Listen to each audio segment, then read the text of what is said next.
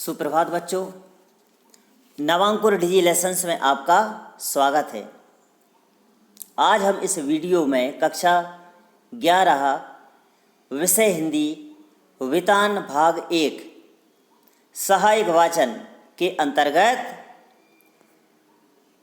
राजस्थान की रजत बूंदें नामक पाठ समझेंगे। इस पाठ के लेखक पर्यावरणविद अनुपम मिश्र हैं। तो बच्चों, अब हम पाठ परिचय की ओर चलते हैं। पाठ परिचय। राजस्थान की रजत बूंदें, इसमें रजत मतलब चांदी और बूंदें मतलब पानी की बूंदें। राजस्थान भारत का एक राज्य है जहाँ पानी की बहुत कमी होती है, तो वहाँ पानी की इन बूंदों को उतना ही महत्व दिया जाता है जितना कि किसी कीमती धातु को। राजस्थान में पानी की इन बूंदों का महत्व, उसका मूल्य चांदी जैसा ही है। राजस्थान के कुछ क्षेत्रों में पानी की बूंदों को कुएं के माध्यम से चांदी जैसा ही सहज कर रखा जाता है। पानी की यह रजत बूंदें कुएं में धीरे धीरे एकत्रित होती हैं और फिर अमृत जैसे मीठे पानी का राजस्थान के लोग उपयोग करते हैं। कुएं का निर्माण राजस्थान के कुछ क्षेत्रों में ही किया जाता है। जहाँ खड़िया पत्थर की पट्टी पाई जाती है, वहाँ कुएं का निर्माण किया जाता है।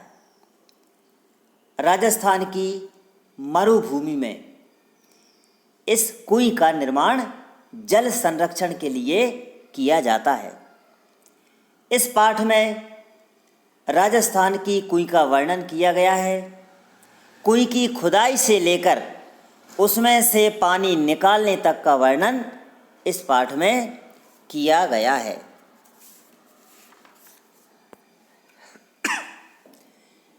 तो बच्चों, अब हम इस पाठ को इन बिंदुओं के आधार पर समझेंगे। तो पहला बिंदु है राजस्थान की कुएं। राजस्थान में कुएं छोटे कुएं को कहते हैं। कुएं कुएं का स्त्रीलिंग रूप है। कुएं का व्यास लगभग 4-5 हाथ होता है। कुएं का व्यास कुएं के व्यास की अपेक्षा बहुत ज़्यादा होता है, किंतु गहराई सामान्य कुओं के लगभग समान ही होती है। कुएं का व्यास घेरा बहुत ही संकरा होता है, किंतु इसकी गहराई बहुत अधिक होती है। कुएं की गहराई 30-35 हाथ से लेकर 60-65 हाथ तक होती है। राजस्थान की मरुभूमि में जहाँ खड़िया पत्थर की पट्टी पाई जाती है, वहीं या उन्हीं क्षेत्रों में कुएं का निर्माण किया जाता है। कुएं सक्रिय होने के कारण इसकी खुदाई फावड़े से नहीं बल्कि बसौली से की जाती है। कुएं वर्षा के जल को बड़े विचित्र ढंग से समेटती है। जब वर्षा होती है तो वर्षा का पानी रेत में समा जाता है। जब वर्षा होती है तो वर्षा का पानी रेत में समा जाता है। नीचे खड़िया पत्थर की पट्टी होने के कारण वह पानी रेत में ही नमी के रूप में फैल जाता है, नमी के रूप में परिवर्तित हो जाता है और कुएं में धीरे धीरे रिस रिस कर यह अमृत जैसा मीठा पानी एकत्रित होता है। इस कुएं में जो पानी इकट्ठा होता है वह रेजानी पानी की श्रेणी में आता है। अब हम अगले बिंदु की ओर चलते हैं। अगले बिंदु में हम समझेंगे चेलबांजी या चेजारो। और क्या समझेंगे? चेजा। तो चेलबांजी या चेजारो को समझेंगे और हम चेजा को समझेंगे। राजस्थान में कुएं की खुदाई और एक विशेष तरह की चिनाई करने वाले दक्षतम लोग चेजारो या चेल वांजी कहलाते हैं। राजस्थान में कुएं का निर्माण चेजारो या चेलवांजी के द्वारा ही किया जाता है। कुएं की खुदाई और एक विशेष प्रकार की चिनाई जैसे श्रेष्ठतम कार्य को चेजा कहा जाता है। चेजा किसे कहा जाता है? कुएं की खुदाई और एक विशेष प्रकार की चिनाई, एक विशेष प्रकार की चिनाई जैसे श्रेष्ठतम कार्य को चेजा या चेजो कहा जाता है। चिनाई का श्रेष्ठतम काम अर्थात चेजो को कुएं का प्राण कहा जाता है। चेजारो कुएं की खुदाई करते करते अधिक गहराई तक पहुंच जाता है तो नीचे गर्मी का प्रभाव बढ़ने लगता है। तो क्या किया जाता है? तो ऊपर खड़े हुए लोग बीच बीच में मुट्ठी भर रेत बहुत जोर के साथ नीचे फेंकते हैं, जिससे ऊपर की ताज़ी हवा नीचे जाती है और नीचे की दम घोंटू गर्म हवा बाहर आ जाती है, जिससे कुएं के भीतर काम कर रहे चेलबांजी को गर्मी से राहत मिलती है। चेलबांजी या चेजारो अपने सिर पर कांसे, पीतल या अन्य किसी धातु का बना हुआ बर्तन जो टोप की तरह होता है उसे पहने हुए रहता है। उसे क्या करता है? उसे पहने हुए रहता है, जिससे वह टोप रेत के कणों से चेलबांजी के सिर की रक्षा करता है। आप इस चित्र में देख रहे हैं, यह टोप है और यह चेलबांजी खुदाई कर रहा है। तो ऊपर से जब रेत फेंकी जाती है तो रेत के कणों से यह टोप चेजारो के सिर की रक्षा करता है।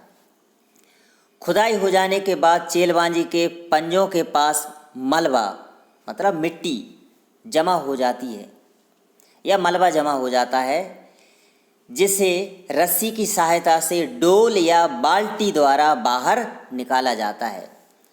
मलबे से भरी बाल्टी या डोल को बड़ी सावधानी पूर्वक खींचा जाता है, जिससे कि कंकड़ पत्थर नीचे ना गिरें।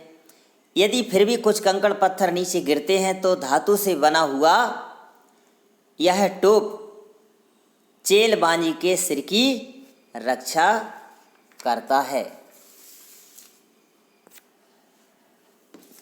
अब हम इस बिंदु को समझते हैं। कुएं का निर्माण कार्य क्या समझेंगे? कुएं का निर्माण कार्य मतलब खुदाई एवं चिनाई को समझेंगे। कुएं की खुदाई और एक विशेष प्रकार की चिनाई यह बहुत ही कठिन कार्य होता है, जिसे चेलबांजी या चेजारो द्वारा पूर्ण किया जाता है। थोड़ी सी चूक या लापरवाही से चेजारो के प्राण भी जा सकते हैं। कुछ स्थानों पर तो कुएं बनाने का यह कठिन कार्य और भी कठिन हो जाता है, क्योंकि कुछ स्थानों पर ईंट की चिनाई से मिट्टी को रोकना संभव नहीं हो पाता है। वहाँ पर रस्से की सहायता से कुएं को बांधने का कार्य किया जाता है, जिससे मिट्टी धसकती नहीं है। खुदाई के पहले दिन ही खुदाई के साथ साथ खींप नामक घास का ढेर इकट्ठा कर लिया जाता है। चेजारो खुदाई का कार्य प्रारंभ करता है। अन्य लोग खींप नामक घास से लगभग 3 अंगुल मोटा रस्सा बनाना प्रारंभ कर देते हैं। पहले ही दिन कुएं की खुदाई लगभग 10 हाथ गहरी हो जाती है। उसके बाद इसके तल पर दीवार के सहारे मतलब दीवार के साथ सटाकर रस्से का पहला गोला बिछाया जाता है।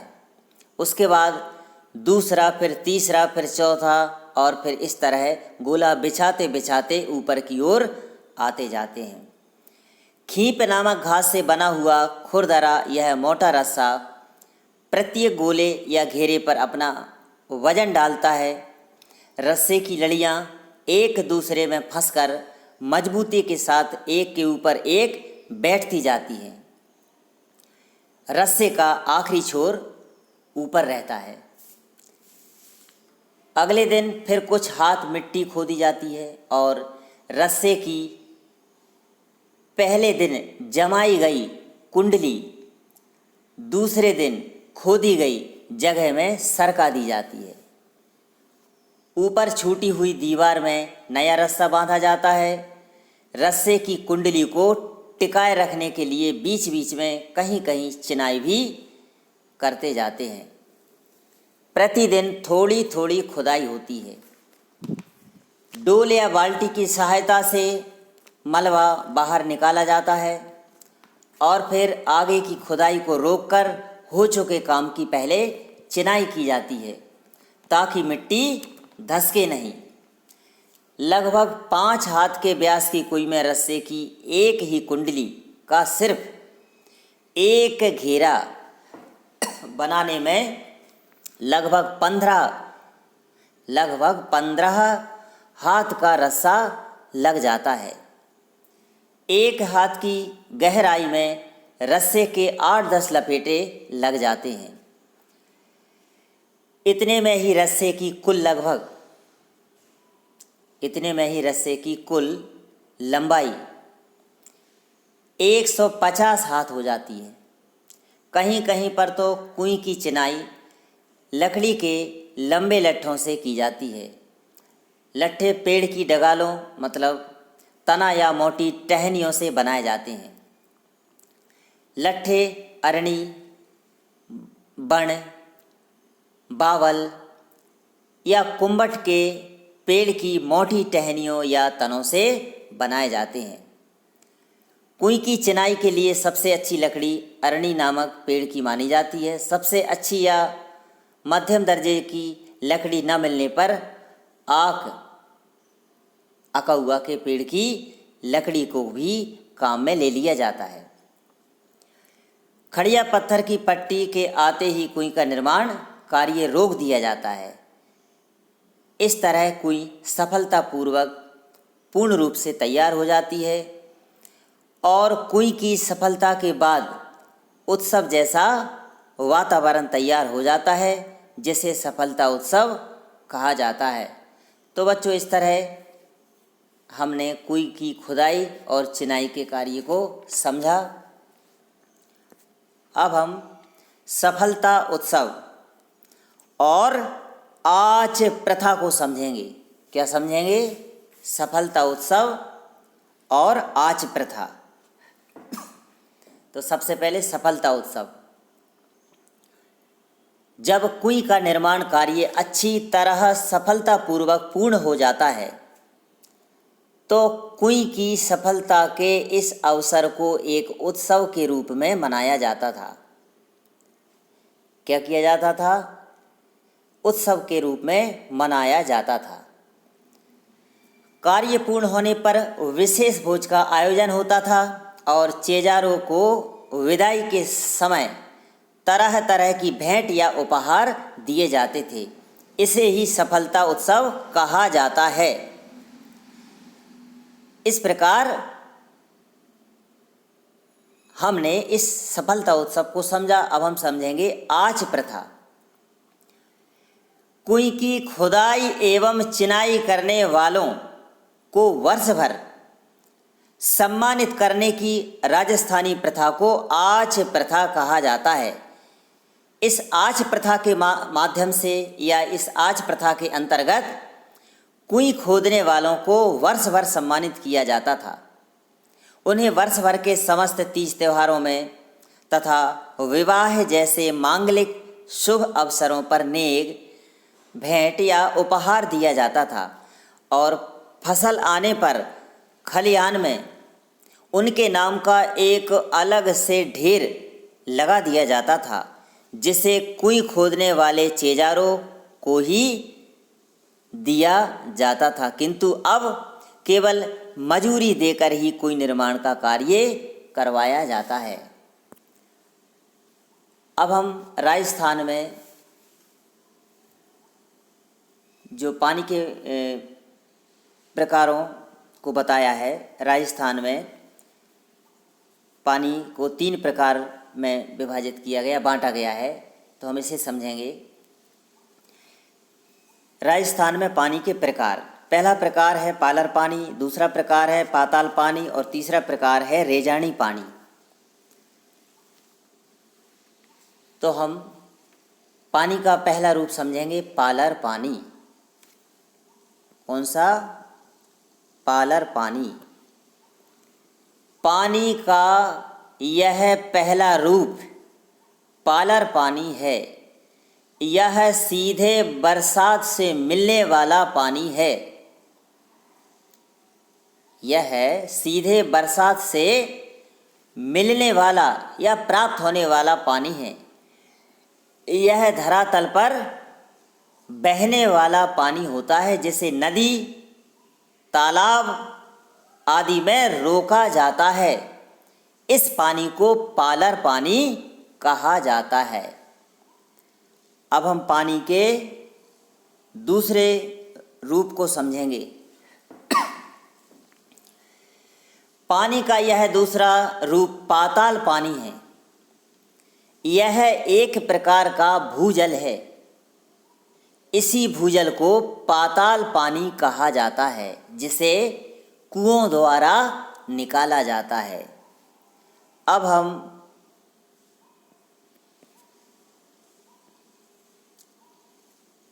इस तीसरे रेजानी पानी को समझेंगे। पानी के तीसरे रूप रेजानी पानी को समझेंगे कि रेजानी पानी क्या है। पानी का तीसरा रूप रेजानी पानी है। क्या है? पानी का तीसरा रूप रेजानी पानी है। धरातल के नीचे उतरा लेकिन पाताल से ना मिल पाया पानी रेजानी पानी कहलाता है। इस पानी को राजस्थान में जहाँ खड़िया पत्थर की पट्टी पाई जाती है, वहाँ कुएं के द्वारा प्राप्त किया जाता है। तो इस तरह हमने पानी के जो 3 प्रकार हैं उन्हें समझा। अब हम समझेंगे कुएं निर्माण में लकड़ी के लट्ठों का प्रयोग किस तरह किया जाता है, और क्या समझेंगे सांपणी। तो सबसे पहले कुएं निर्माण में लकड़ी के लट्ठों का प्रयोग। तो बच्चों, लट्ठे नीचे से ऊपर की ओर एक दूसरे में फंसाकर खड़े किए जाते हैं। फिर इन्हें खींप की रस्सी या फिर चग की रस्सी से बांधा जाता है। लट्ठों की यह बंधाई भी कुंडली का आकार ले लेती है, इसलिए इसे सांपणी कहा जाता है। लट्ठों की ऐसी बंधाई जो कुंडली का आकार ग्रहण कर ले, उसे हम सांपणी कहते हैं। सांपणी किसे कहते हैं? लट्ठों की ऐसी बंधाई जो कुंडली का आकार ग्रहण कर ले, उसे हम सांपणी कहते हैं। अब हम समझेंगे राजस्थान में छोटे मुंह मतलब सकरे घेरा वाली कुएं बनाने का मुख्य कारण क्या होता है। राजस्थान में जो छोटे मुंह वाली कुएं अर्थात संकरे घेरा वाली कुएं बनाई जाती हैं, उसके 3 मुख्य कारण इस प्रकार हैं। पहला कारण तो यह है कि रेत में जमा पानी बूंद बूंद में बड़े धीरे धीरे इकट्ठा होता है। दिन भर में एक कुएं इतना ही पानी इकट्ठा कर पाती है कि उसमें से केवल 2 या 3 घड़े पानी निकाला जा सके। छोटे व्यास की कुएं में पानी कुएं तल से 2-4 हाथ की ऊंचाई ले लेता है और उसे बाहर निकालना संभव होता है। बड़े घेरे या बड़े मुंह वाली कुएं में यह कम मात्रा का पानी ज़्यादा फैल जाएगा, पानी की गहराई कम हो जाएगी, पानी उथला हो जाएगा और फिर इसे बाहर निकालना संभव नहीं होगा। इस कारण छोटे मुंह वाली कुई बनाई जाती है।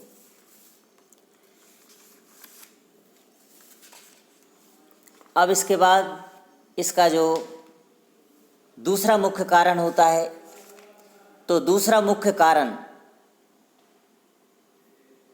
छोटे मुंह वाली कुई बनाने का दूसरा मुख्य कारण वहाँ पड़ने वाली तेज गर्मी से है। वहाँ तेज गर्मी पड़ती है और छोटे मुंह वाली कुई से पानी भाप बनकर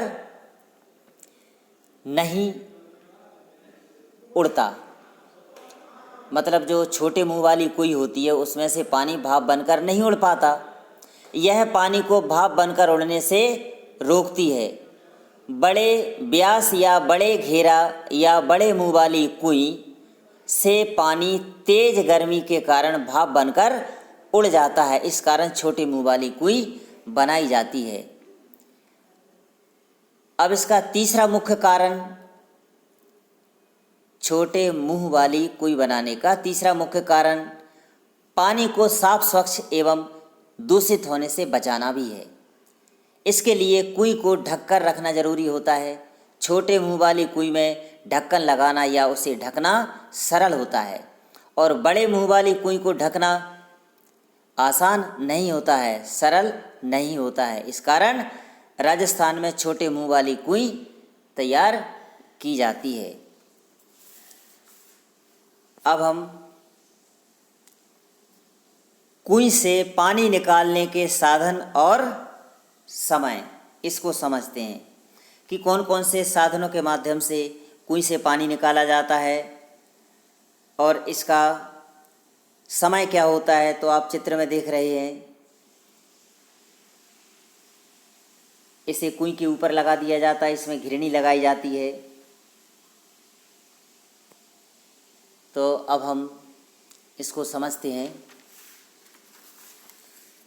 पानी को अधिक गहराई से खींचने के लिए कुई के ऊपर घिरनी या चरखी लगाई जाती है। यह गरेड़ी, चरखी या फरेड़ी भी कहलाती है। फरेड़ी दो लोहे की भुजाओं पर भी लगाई जाती है, लेकिन प्रायः यह गुलेल के आकार के एक मजबूत तने को काटकर उसमें आर पार छेद बनाकर लगाई जाती है। इसे ओड़ाक कहते हैं। पानी को चरखी और ओड़ाक के बिना नहीं खींचा जा सकता है। पानी को इस चरखी की सहायता से रस्सी में बंधे हुए चड़स या छोटी चड़सी को ऊपर की ओर बड़ी आसानी से बिना छलके, बिना टकराए सीधे ऊपर खींचा जाता है। इस तरह पानी को बाहर निकाला जाता है। कुई से दिन भर में केवल 2 या 3 घड़ा पानी निकाला जा सकता है, क्योंकि इसमें इतना ही पानी इकट्ठा हो पाता है। इसे निकालने के लिए पूरा गांव गोधूली बेला में, मतलब शाम के समय, अपनी अपनी कुइयों पर आता है और पानी भरता है। फिर अगले दिन उसी गोधूली बेला में ही पानी भरा जाता है। तब तक कुइयाँ विश्राम करती हैं।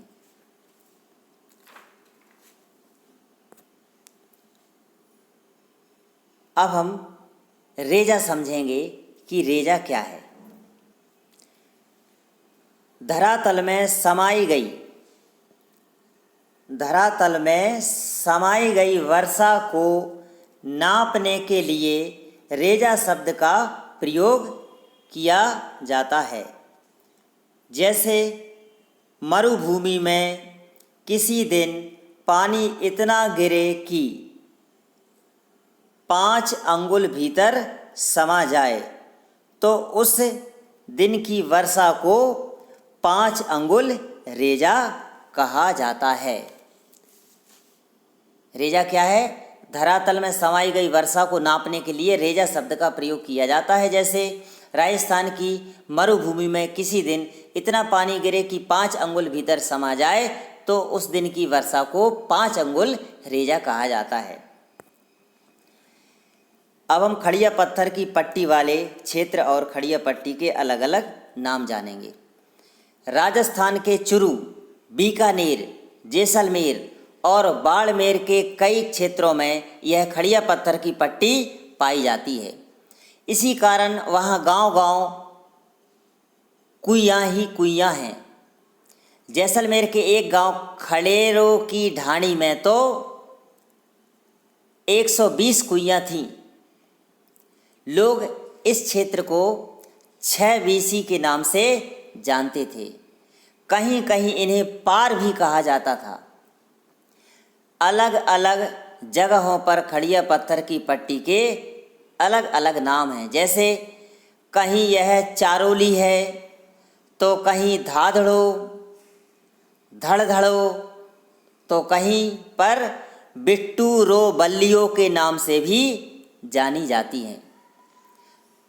तो कहीं इस पट्टी को खड़ी नाम से भी जाना जाता है। तो बच्चों, इस तरह यह पाठ यहीं समाप्त होता है। धन्यवाद।